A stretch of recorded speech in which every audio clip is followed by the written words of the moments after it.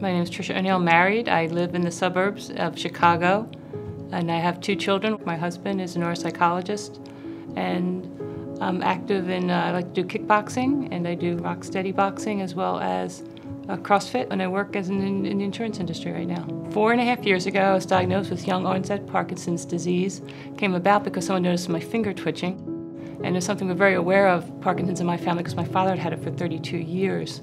So we started right away with a movement disorder specialist, and I was diagnosed. She was having difficulties controlling her symptoms of Parkinson's disease.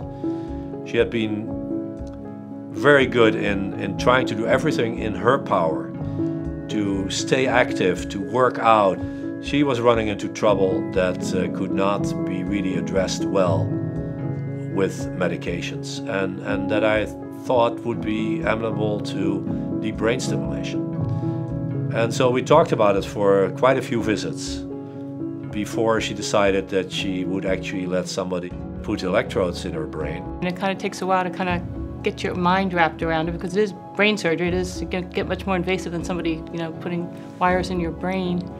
But it's been around for 20 years. I did a lot of research on it, and from my set of symptoms, it seemed to make a lot of sense. I did awake, because you have the option to do awake or sleep, and then I got both sides operated on the same day.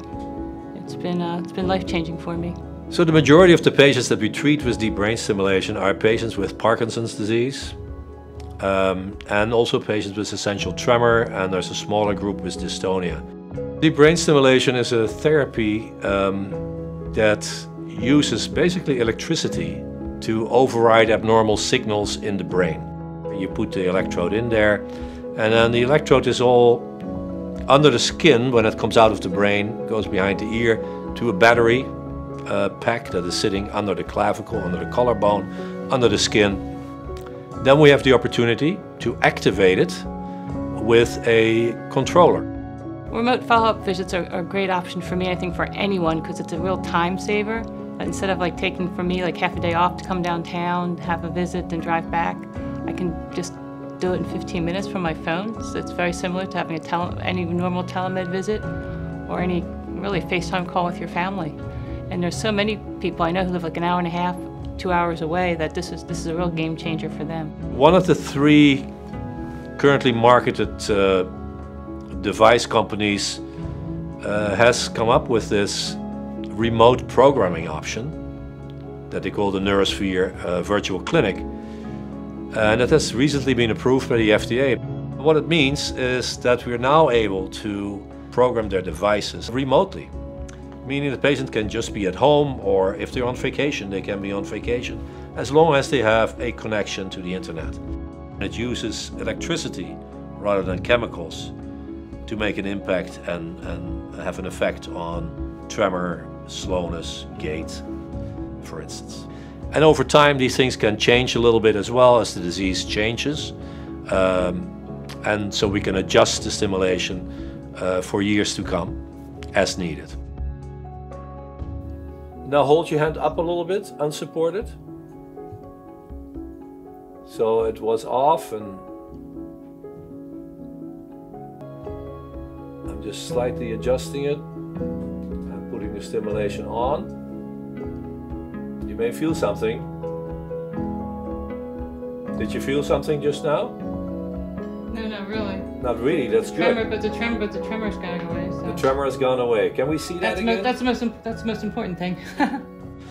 This is end-to-end encrypted, it's safe, secure, and there's multiple steps in place to make sure that nothing can go wrong. So I feel it's a very safe way to administer therapy and change and adjust these devices. The adjustments that we make can only be made when both the patients and I are connected to the internet, and they occur over the internet. So most of the patients will use Wi-Fi connections, but it can actually be done with normal satellite as well. You notice a response from your body, and you also, unless it's at the extremes of the settings where they're kind of testing your tolerance for it, but when you're tweaking it, it's just more like you notice the adjustment, like maybe a tremor you're having problems with that's no longer there, or something like that. You don't really feel anything like an electrical current running through your body.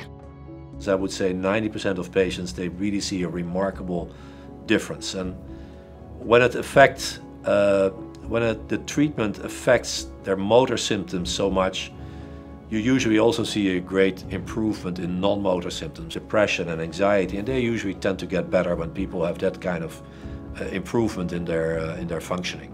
As great as it can be, it's not a cure. In that sense, it's the same as medications. It masks the symptoms, but the underlying disease can get worse. Having said that, a lot of patients tell you that it turns the clock back at least 5 years and they feel great again. And I think that counts for Trish. I was able to cut down my medicines to a third of what I was taking previously. My tremor's virtually gone right now. In my instance, I had a problem with my gait, which really helped me with my walking. No problems walking, no problems with activity, no problems with energy level. It's really helped, I think, on all levels. It's kind of an incredible feeling. It's like you walk in one person, you walk out another person.